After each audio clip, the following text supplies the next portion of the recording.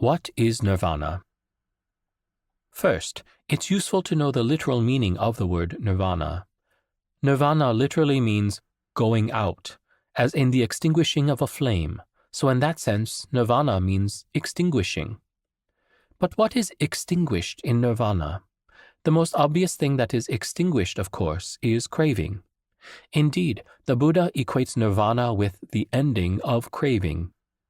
Nirvana is also the extinguishing of greed, hatred, and delusion. The original Pali words almost rhyme: lobha, dosa, moha, commonly known as the three poisons. In relation to craving, greed relates to the grasping aspect of craving, hatred relates to the aversion aspect of craving, and delusion is a necessary condition for the arising of craving. So the extinguishing of delusion guarantees the extinguishing of craving, both now and in the future. The three poisons are also known as the three fires. Early in the Buddha's ministry, he met with a group of ascetics under the leadership of the three Kassapa brothers. After the meeting, the entire group of 1,000 ascetics converted to Buddhism. The Buddha gave them a discourse, which was only the third one he had given. Those 1,000 monks were all devoted to fire sacrifice before they became Buddhists. So the Buddha gave them a discourse based on the subject they were most familiar with: fire. It is the famous fire discourse. He started with, "Monks, all is burning. Burning with what?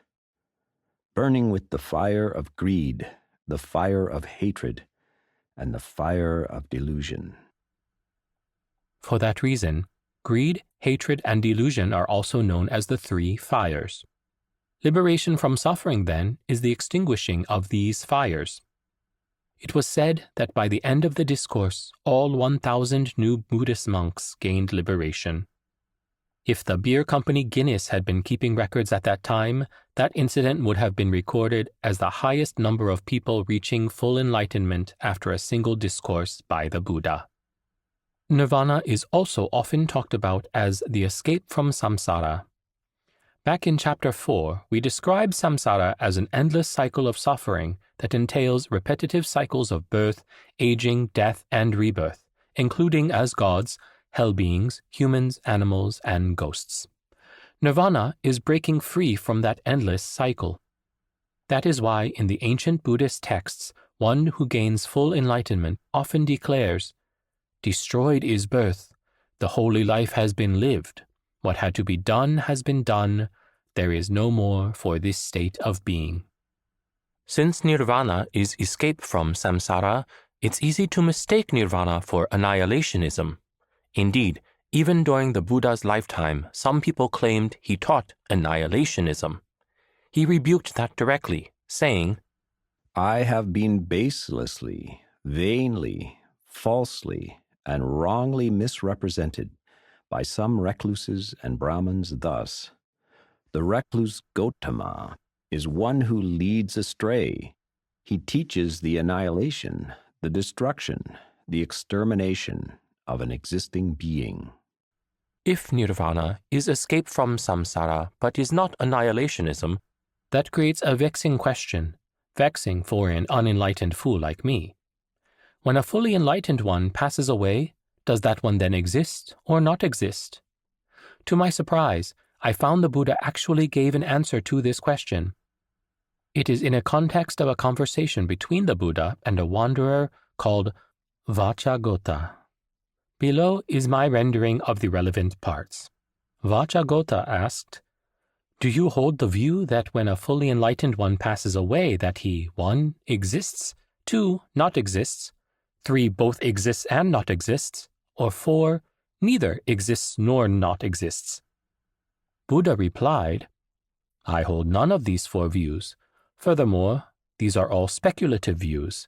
Speculative views do not lead to liberation from suffering, hence I put them away." Vacchagotta then asked in a different way, "When a fully enlightened one dies, does he 1. reappear, 2. not reappear, 3. both reappear and not reappear, 4. neither reappear nor not reappear?" Buddha replied, "None of the 4 applies." Vacchagotta: "Great, now I'm really confused." Buddha, let me ask you this. Suppose there is a fire. What does the fire burn in dependence on? Vacchagotta, it burns in dependence on fuel. Buddha, suppose the fire dies out because the fuel is used up. Which direction does the fire go? North, south, east, or west?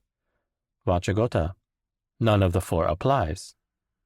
Buddha, in the same way, a fully enlightened one is liberated from reckoning in terms of all five aggregates: form, sensation, perception, volitional formations, and consciousness.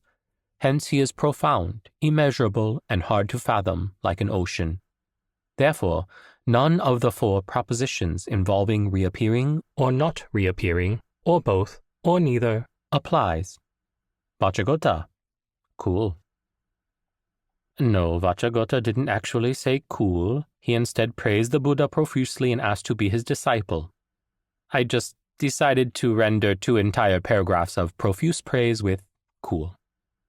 The key point the Buddha makes is that a fully enlightened one, after passing away, cannot be fathomed in terms of existence or non-existence. Hence, existence, non-existence, both and neither, all do not apply. If you find that confusing, here is some additional teaching that may reduce your confusion, or add to it, or more likely both, or neither. The Buddha once spoke about this topic in a different context. The Buddhist monk Kachanagatta asked the Buddha for a clarification of right view, and the Buddha said to him, Most people in this world, except for the enlightened ones, depend upon a duality, upon the notion of existence and the notion of non-existence. But for one who sees the origin of the world as it really is with correct wisdom, there is no notion of non-existence in regard to the world. And for one who sees the cessation of the world as it really is with correct wisdom, there is no notion of existence in regard to the world.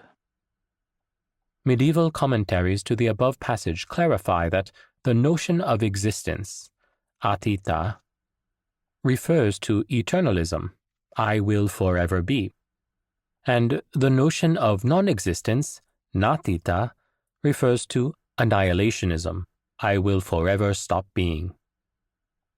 Hence, the above passage points out the limits of the unenlightened mind, which is only capable of understanding phenomena in terms of existence or non-existence. How is one to understand this? Zen master Thich Nhat Hanh offers a beautiful analogy. Think of the waves on the surface of the ocean.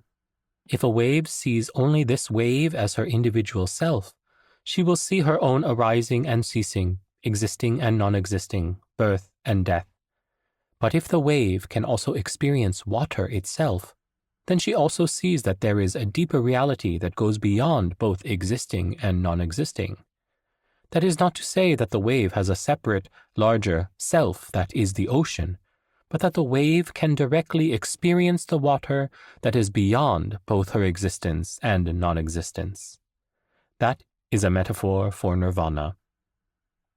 Honestly, despite the Buddha's and my teacher's explanations, I still do not really understand what it means for one to be unfathomable in terms of existence or non-existence. It takes an enlightened one to fully understand that, and last I checked, which was 7:13 a.m. today, I'm not it. In the meantime, I just need to be content with partial understanding until my practice catches up.